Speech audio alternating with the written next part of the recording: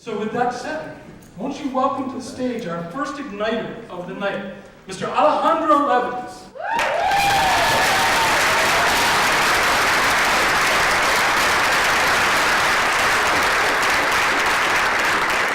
You tell me when you're ready, because you can have 300 seconds. Go! All right, hi everybody. I know a lot of y'all, and those of you who know me know that I am not a farmer, even though I'm talking about reinventing farmland. Instead, I'm an entrepreneur, and I'm fascinated by business models.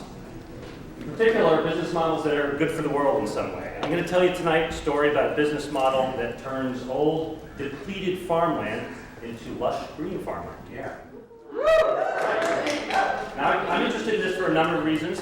One is my children.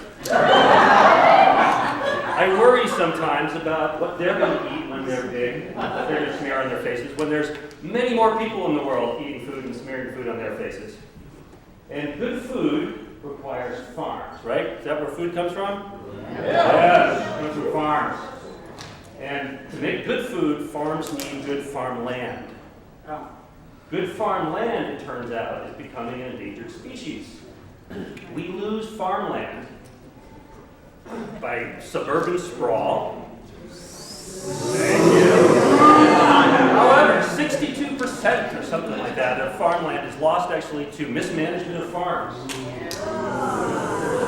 Farming practices that actually deplete the farmland that the farms depend on.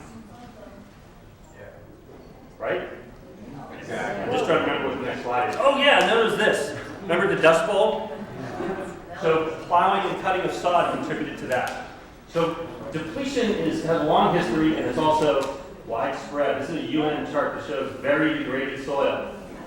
I spoke in November with one of the largest producers of organic greens in California. He said if there was a way to regenerate depleted farmland, it would be a game changer for agriculture. And I truly believe that what I'm going to show you tonight is just such a game changer. My story starts with this thing. It's a keyline plow. Keyline plow is unusual. It cuts these vertical slices into the sod. And you can see that it sort of follows the contour of the land. They're cut along something called key lines, which are perpendicular to the flow of water. So that when it rains, the water, instead of running off, drains into these little slots. Now, grass seed in that slot, in the little trenches, will germinate, even on land that otherwise wouldn't support growing grasses. So you can see the little schematic in the way that, right? Okay, good. Yeah. This is cool so far. Now,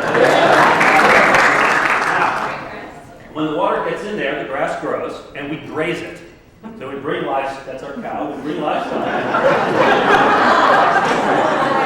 intensively, which means that we let them get all the way down to the ground, and it kills the grass, and it kills the roots, and the roots decompose and turn into compost. The next year we do it again, but a little bit deeper, encouraging the roots to go further into the ground.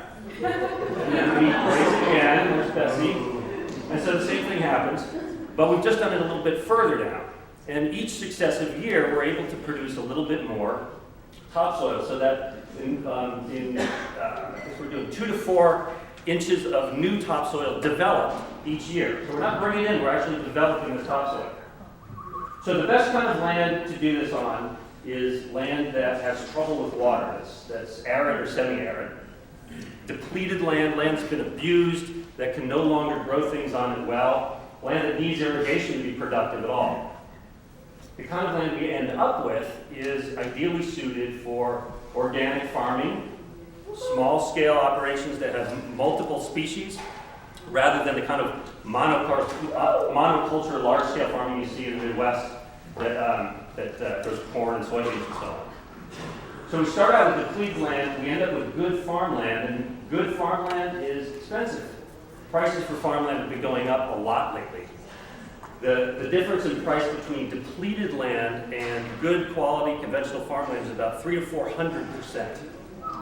Organic land is even more valuable. As demand for organic produce goes up, the pressure on available organic land goes up as well. I know a business model I've come across that simply buys conventional farmland, holds it for 3 years, and sells it as organic.